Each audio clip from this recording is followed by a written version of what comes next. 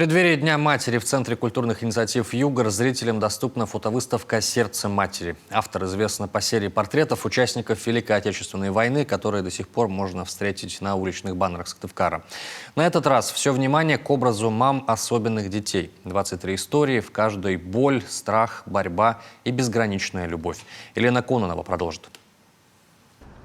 Для них каждый день, каждое мгновение борьба. Борьба за здоровье, за жизнь своего особенного ребенка.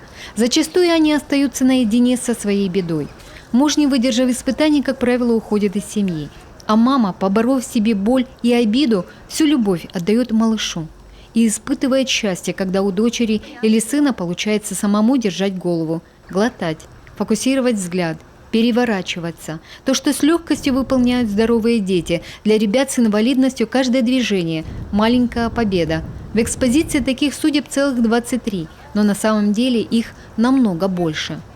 Таких фотопроектов очень много в России проходят.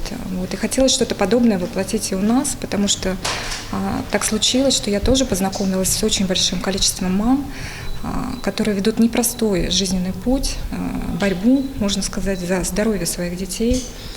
Все эти мамы очень стойкие, сильные.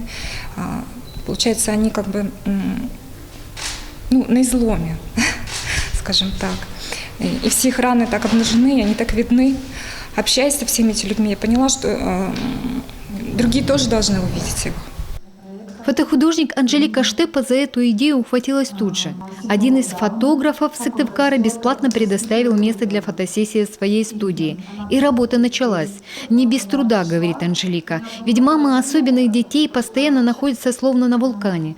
Поэтому перед каждой съемкой разговор по душам. Выговорившись и оттаяв, женщины раскрывались. Автор специально выбрала черно-белый вариант фотографий. Яркие цвета отвлекают от эмоций. Для меня фотографии очень важно запечатлеть не только фактически, как человек, как люди выглядят, но и чтобы в фотографии присутствовала эмоциональная составляющая, духовная часть их истории, чтобы можно было прочесть настроение, увидеть силу или слабость, чтобы каждый для себя, конечно же, исходя из своего опыта, каждый зритель, конечно же, сам решит, что изображено.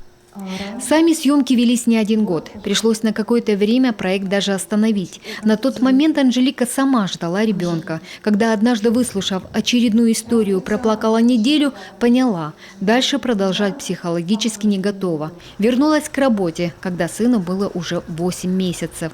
Для самих же мам фотосессия стала своего рода терапией, праздником. Ведь им так редко удается выходить из своего мира.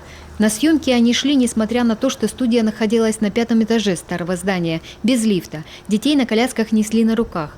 Но не все смогли выбраться из дома. У кого-то из малышей очередной раз ухудшилось самочувствие. Но к ним обязательно поедут домой, обещала Анжелика. Проект будет продолжаться.